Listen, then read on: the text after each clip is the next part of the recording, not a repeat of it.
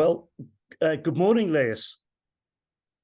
It's, Morning. it's an absolute pleasure to see you again. Probably just for the people listening, I'll explain how we come into contact. So I was on a recent trip to Brazil where I was presenting to a conference there with the Maple Bear Group, and we toured some schools. And Lais, we had the privilege of coming to Escola Concept, São Paulo. And you gave a presentation and a tour around the school. Before I get into that, before I came to Brazil, I knew that the Maple Bear was affiliated with Grupo SEB. So I went to their website, and I've not seen a website like this for an educational educational organization. Here's what they say. Here's what you say as Grupo SEB. Focused on disruptive and innovative pedagogical proposals that develop different skills, preparing the kids for the challenges of the future. And then refer to themselves a team of more than 6,000 transformation agents, not educators. I find that fascinating. And then our purpose is to transform people through education. We believe that curious people with a critical sense, creativity, and autonomy anchored in human values and continuous learning are able to transform the world. And when I read that, sitting here in Canada, I thought, wow, am I really going to see that? And I did. What are some of the strategies? What are some of the ways that you've managed to make that magic happen? Well, so here at Escola Concept, we are part of this larger group, which is group SEB. Yes. And our school's program, it's really designed to nurture those dispositions that really support our learners to be researchers, explorers, innovators, designers, right? So we can all, as a team, instill and co-create those lifelong learners' skills or mindset, right? For us to be able to, in a challenging way, in real life situations, right? To really think about what kind of human beings we want to be, all right, to become, or yes, who we are in the society. So I think this is like in a nutshell. I think learning is mediated and facilitated and assessed, right, through thought-provoking proposals, like they are connected to real life situations, right? So when we say that we are disruptive, it means that we're not that school that in which kids will go and get their paper like grades, their grades, and just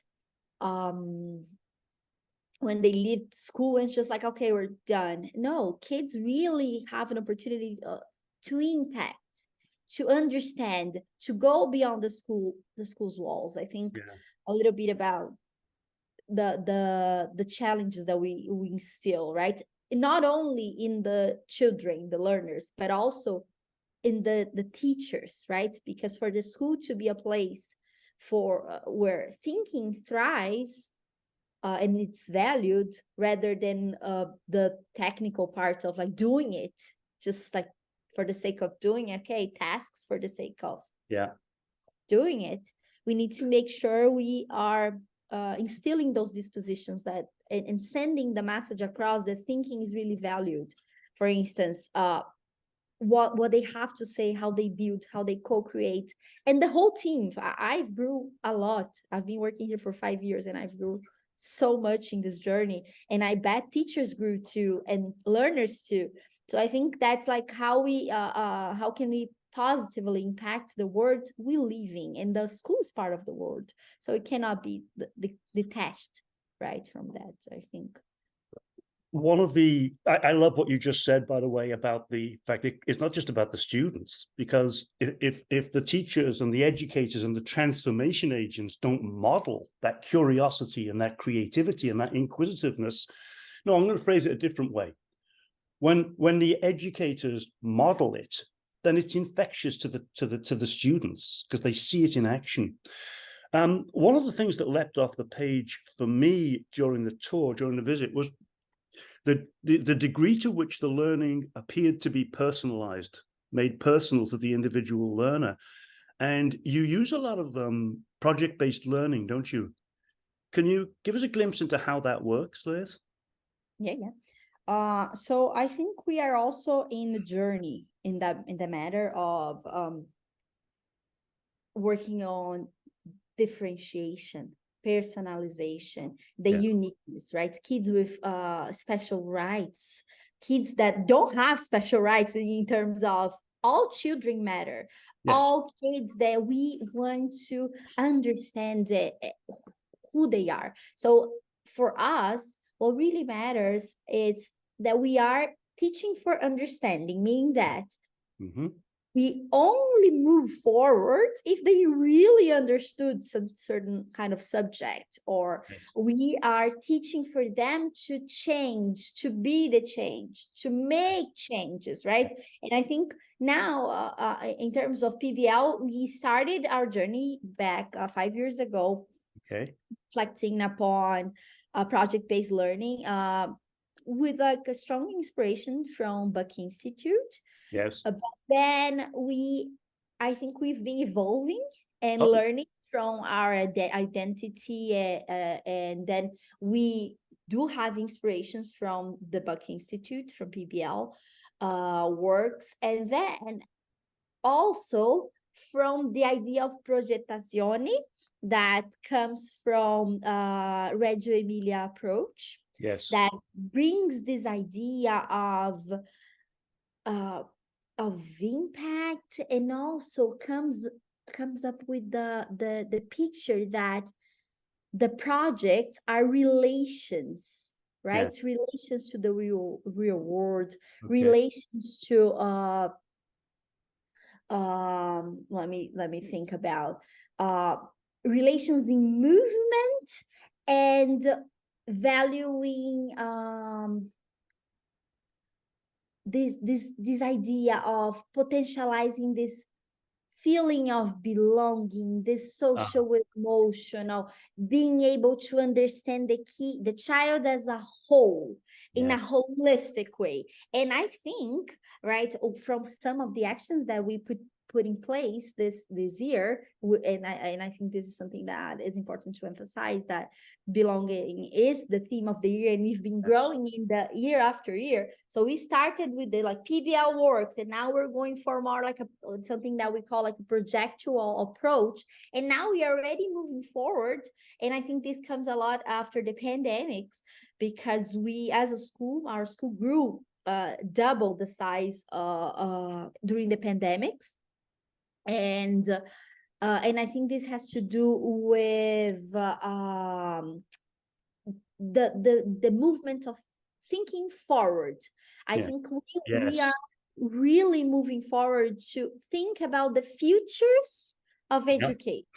So what are the different paths? So see, I see that this is an evolution. So we're going from project-based learning to more towards like a service learnings, more towards to like futures thinking. Think about the multiple possibilities. So one project has several different outcomes for different children. Yes. So I think this is like we are in movement. Right? We're only 5 years old, and we've been growing in the matter. So I think with regards to this personalization, it comes with this idea of this uniqueness. Like each group has a different journey, and each child on that group has a different journey, right? And we have this quote, right, from La Rosa, Bom Dia La Rosa, and he says that we only learn if it just like crosses us, if it goes through us. And I think this is something that it brings this idea of personalization. So it's not like following a PBL approach only, but it's about bringing inspirations Yes. and drinking from different fountains and listening. Like, let's see what children have to say about that. Oh, I can give you a very interesting example. I'd love that. Yes. You We anticipated my question. I was just going to say, can you give us something for us to get a deeper lens into this? Yeah, and I think when it comes to this idea of this projectual, like that's how we call it, progettazioni, it means that we are trying to build a shared sense of things. Everything is co-created. So I have this group. It's a group for pre-K4 group. They're 4 years old, and the kids came with this question: which water is bigger, the river water or the ocean water? And then if you shallowly analyze this question, you would go like, okay, the river is this big, the ocean is this big, that you can give answers, but that's not what we do. We pose questions. Yes. So if we think about thought-provoking questions, so we try to understand what children meant Yes. with that statement, right? Yes. With that question. And then we started understanding that they wanted to understand better how the water moves, what are the pathways of water. So, and they try to, because somehow the river can be connected to the ocean. And then by actively listening to the children, we were able to understand that they wanted to discover how water flows in our body. So water is in our blood. Yes. Water is when we drink, that goes down our throat into our stomach. Yeah. And how does it move? And then they moved forward, understanding how water and the pathways go in the small electronic circuits. Yes. Right? How does it move? What are the different pathways, and how water moves in the pipes? Yes. And how water moves in the taps in our house, and how does it work? And they ended up by culminating the project, understanding what are the different pathways from delivery man, or people who deliver pizzas and around the city, because our city is one of the largest cities of the world. And we have lots of different pathways. A traffic jam, it's a pathway. What are the maps, right? And I even connected to Daniel Curcia, that he created this app that's named the Happy Map. And he mapped the different pathways. I lived in Boston, so he also created this different maps, so you could choose which pathway you could go. The shortest way is not always the happiest path. So I think this is something that children were instilled to think. So from understanding which water was bigger, the river or the ocean, they were able to expand their thinking to many different ways and many different layers, understanding the city. And they went to visit this company that we have here in Brazil, that's named iFood. They deliver food all over the city.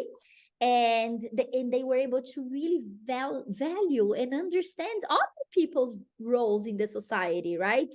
Either by understanding how water flows in your body, how water flows in our houses, in the city, how people flow, how the city flows. So they are only 4-year-old, and they already have a really broadened perspective. So I think it's about enlarging their perspectives. And these, that's how this degree of personalization comes from this idea of researching, valuing subjectivity, right? Going beyond and connecting things. And I think that the team of design technologies, that's how we call here in our school, is a team that really helps us and supports us by sewing things together, like connecting how movement can be connected, how arts can be connected, how can we really make sure that we are creating an environment that it's real, right? That people belong, Yeah. and that's not disconnected, and that each and every one of the children are able to contribute with their thinkings, with their, and Absolutely. I'm really looking forward to see what will be the unraveling of this project next Yes. term. Now they're going on vacation, and they will for sure be able to see the world from different lenses now. And I really want to see that. Yeah. I know. So I have like plenty of examples to share Yes. Yeah. with all that. One of the other things that really caught my attention was how you intentionalize through the language, through what you name things. So, for example, my understanding is that you don't have classrooms, you have learning spaces, you have a mindfulness garden. The library is referred to as Inspiration Alley. And all of this sends a powerful message.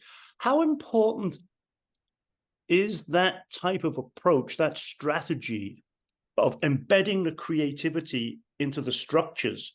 How important is that to the learning culture of the school? Well, definitely the language is one of the cultural forces that really impacts the relations that we establish with the learners, with the community. Yeah. And considering that language shapes culture, right? And we really want to instill this message that everything we do is intentional. Yes. Everything, it's every niche, and this is something that we really share with the teachers, that everything is carefully, thoughtfully planned and put together, and we do make mistakes for sure, but I think this is something that it's valued. Yeah. It's like we say that we embrace the process, and by embracing the process, we mean that we are really into naming, being able to name and notice that intentionality. And for in this perspective of really teaching for understanding, I think this is really connected, because learning space, it's not like an old-fashioned classroom, because it's not about only the language. It's also about the attitudes. And then when you change the language, when you change the way you communicate, right? For instance, when you are writing reports, we do have report cards, but the way we communicate, we send the message in a descriptive way, not judgmental. We send the message that we are growing. So our report cards are called feedback on progress and growth, because we do believe in the culture of feedback. So we are going to sit and say, look, in your student-led conference, so here the children, they are able to lead their meetings, right? And explain, I learned this or that. This is something that I need to grow. And this is also about a feedback on progress and growth, because we are in this ongoing process. We're not, nobody's ever ready, right? You're never ready. So we want to make sure we are using that language that's favoring us to understand that the way you used to communicate as a school, and like worldwide, because I was already a teacher in other countries, it's not serving the purpose of allowing children to grow and be creative and understand other perspectives and listen with understanding and empathy and consider different perspectives and think flexibly, because things used to be like more fixed, I would say, right? We do have fixed things. Things are really fixed. So when we have a mindfulness garden, we send the message that it's not only a garden, it's a garden for contemplation. And once again, it's a happy place. It's a happy journey. Would I rather go through a short path, or would I rather go through a contemplative, a subjective path, a path of growth, like, I don't know. I think this is all about that. I think the language is all about that. It's about understanding, how am I going to invest time in the other cultural forces, for instance? How am I going to model that? So how do I model that thinking is valued if the tasks that we are instilling are not thought-provoking? Doesn't make any sense. Doesn't So I make think any sense at something all. that so there are many schools that might say, oh, we really think kids are protagonists, they are agents, but then when it comes to the Yeah. practical part, they don't know how to do it. And I think that we are learning, and I think Yes. that's the how we break the paradigm of from a traditional school to an avant-garde school. When we come to say we are work in progress. I think that's how I would define. We are like lifelong learners, or maybe that's this new trending, right? That people say that we are wide long learners, right? Because there are many ways, and now we are like thinking forward. We're like thinking about the multiple futures that we can envision and try and consider. Maybe we don't know, right? Who would have thought that would have a pandemic on our way? Oh, absolutely. Yes. And then I can consider that we grew a lot. Yes. Right, in terms of amount of children, because we doubled our size. We had 400 children when the pandemic started. When the pandemic ended somehow, we had 800 learners. I think it sends a message that we are on a pathway. Absolutely.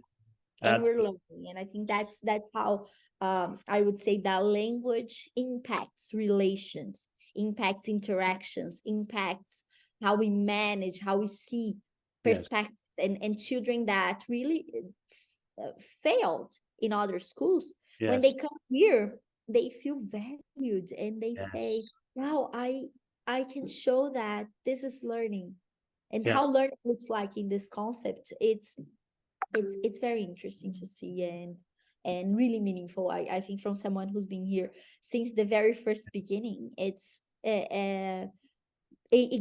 gives me the sense of pride and joy and belonging. And I think that's why the belonging is the central aspect for our consideration, because without belonging, not much is going to happen, is it? Well, things will happen, but not necessarily down a positive way.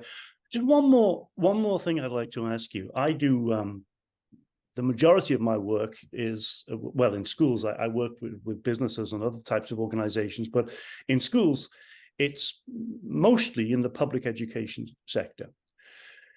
And I always ask this question: if you had some advice for the public school system, given what you've experienced, and you've already answered many this question really, but just what would be a couple of the things that you would suggest that they could learn from what you're doing?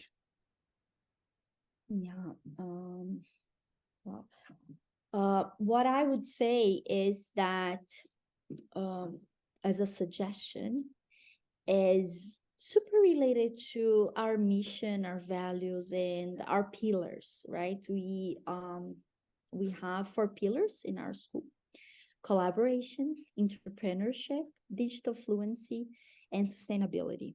And I think these 4 pillars, they can support all schools to reflect upon change.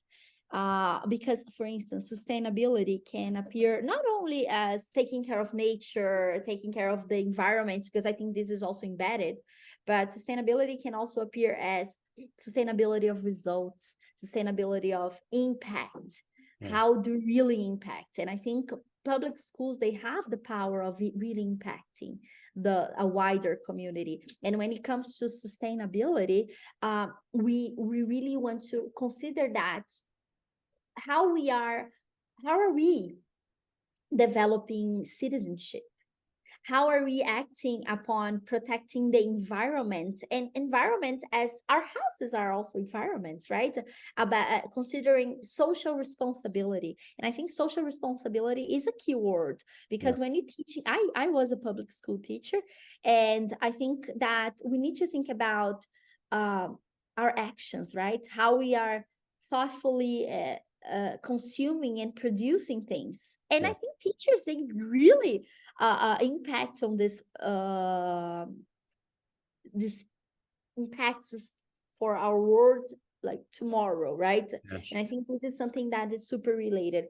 And I would also go for one of our pillars, that's because I think this is also provokes us to reflect upon entrepreneurship, because it's not about opening a company. We're not teaching our children to, oh, you have to go and open a company, because that's not tangible for most of the people in our world, right?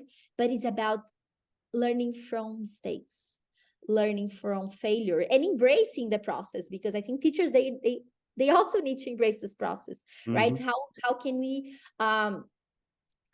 instill and value creativity if we're teachers that are doing the same things over and over and over, right?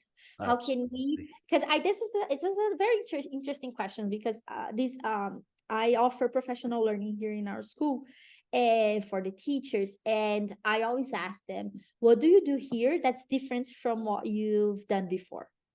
Because I've been teaching for 19 years.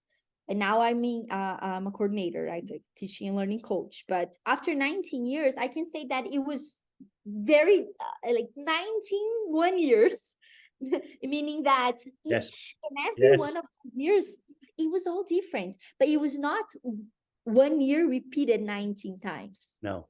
So if you consider children as protagonists, agents of their own learning journeys, and if we really want to say beyond our speech that we want them to think critically, we want to allow them to fail.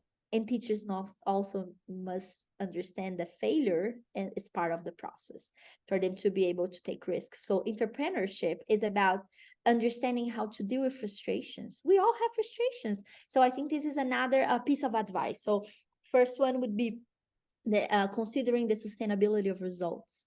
The second one is embracing failure, because and I think this is something that is very interesting, because sometimes teachers see themselves as heroes, sometimes they see themselves as victims. And we need to balance that and empower educators to be able to really, and I think that this is something that's connected to the third piece of advice, really collaborate. Yes. And I think this is something that in our school, we say that we are one school, 3 campuses, right? One school here in São Paulo, one school in Ribeirão Preto, one school in Salvador, and we really collaborate, and our school is always open for other schools. So as you could come and see, we're transparent. We work together to value and recognize the individual skills, right? Because we want to achieve enhanced results. So if we want that to happen, we need to be able to respect, embrace multiple perspectives. And this is super connected to the entrepreneurship mindset, right? Because we are all working towards a common goal. Right? And I think this is something that it's really